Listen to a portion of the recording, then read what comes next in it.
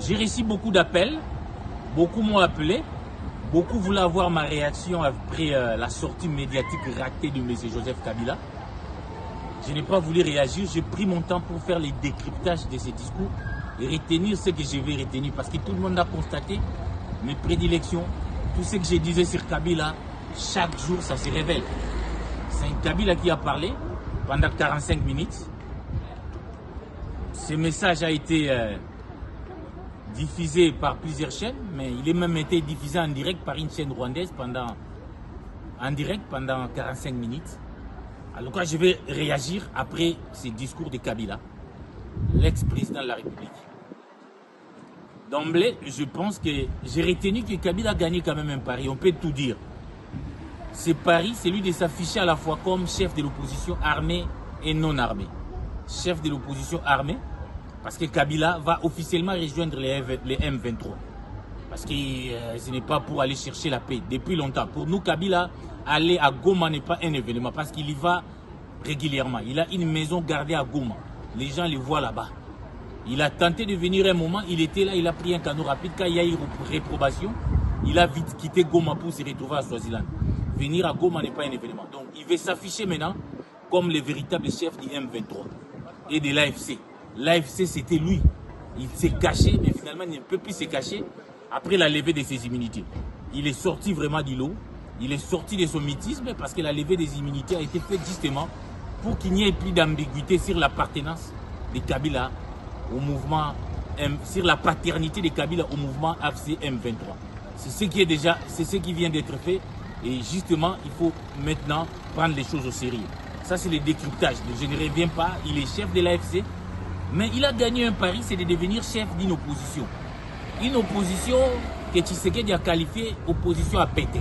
Moi-même, pour avoir accompagné cette opposition, j'ai constaté depuis un certain temps que cette opposition n'avait pas de levier pour faire face à Kabila. Et pour faire face à Tshisekedi, allais-je dire. Maintenant, ils ont trouvé le moyen. Ils ont trouvé Kabila comme leur dernier rempart pour faire face à Tshisekedi. Ils ont trouvé Kabila comme leur dernier rempart. Vous n'avez qu'à lire dans les réseaux numériques comment on défend aujourd'hui Kabila. C'est quand même assez paradoxal. Mais malheureusement, ils ont choisi un mauvais pion. Parce que Kabila ne peut pas incarner l'alternative au Congo. C'est cela. Il va peut-être faire mal à Tshisekedi en appuyant avec l'argent qu'il a payé dans ces pays les forces négatives des M23 là-bas pour nous attaquer. Mais il n'incarne pas l'alternative. Parce qu'à chaque doigt, moi j'ai suivi son discours, si elle montre un doigt à Tshisekedi, 4 lui retournent.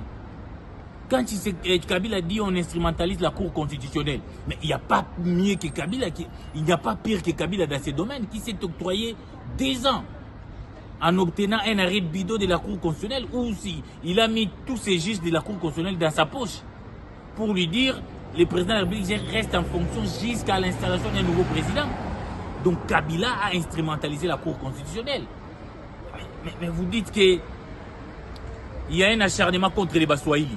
Mais c'est grave, il n'y a pas quelqu'un qui a fait souffrir les clans Swahili comme Kabila lui-même. Muyambo, Vano Kiboko, Katumbi, c'était pas des Swahiliphones que Kabila fait souffrir dans ces pays. Moi j'étais à Lubumbashi, Kyungu a été presque assigné à résidence, il n'était pas Moussouahili, il n'était pas Katangais. Donc, 4 lui retournent quand il parle des procès. Mais moi j'ai assisté à des procès bidons sous Kabila. Avec notamment Franck Diongo. Arrêtez Franck Diongo dans ces pays.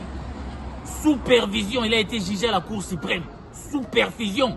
Et pendant que nous étions dans la salle, pendant qu'on attendait le verdict, Télé 50 annonçait déjà que Diongo est condamné à 5 ans de prison.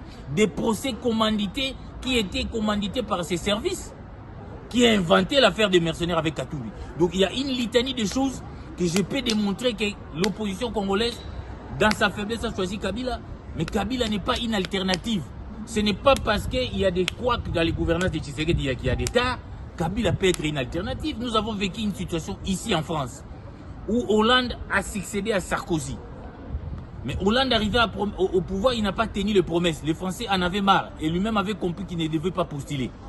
Mais Sarkozy voulait se présenter comme une alternative. Les Français ont refusé. Même son parti ne l'a pas voté aux primaires. Parce qu'on a dit, toi aussi tu étais là, voilà ce que tu as fait. Mais pourquoi notre opposition aujourd'hui peut nous faire croire que Kabila qui a violé des lois au pays, qui a violé une des libertés fondamentales, les libertés de culte, en tuant des chats de Kapangala, en tuant, à massacrer les prêtres et Kosso, et que ces mêmes gens, ces mêmes opposants se mettent derrière Kabila aujourd'hui. C'est vraiment regrettable. Je vais y revenir avec force et détails. C'est vraiment regrettable de voir un Katumbi, par exemple, que Kabila avait même banni dans ces pays. Il lui a refusé la nationalité congolaise. Il lui a refusé de retourner au pays, au Congo. Il lui a inventé une affaire de mercenaires que Katumbi aujourd'hui s'aligne derrière Kabila. Moi, je suis l'homme le plus étonné du monde. Je suis abasourdi de cet événement-là. C'est pour autant dire, nous allons y revenir, c'est extrêmement grave ce qui se passe avec d'autres oppositions. Il y a pété. Cette opposition doit être rejetée. C'est une classe politique pourrie, je vous le dis. Même s'il y a des choses qu'il faut reprocher à Tshisekedi. Nous ne soutenons pas Tshisekedi ici, mais nous soutenons le pacte de Sun City qui a dit l'unique moyen d'accéder au pouvoir, c'est les élections. Ce pacte est encore valable aujourd'hui. Tshisekedi doit terminer son mandat et qu'il y ait des élections et que les successeurs de Tshisekedi sortent dans les urnes. C'est ça notre combat. Nous refusons cette option adoptée par Kabila. Nous refusons vraiment cette option.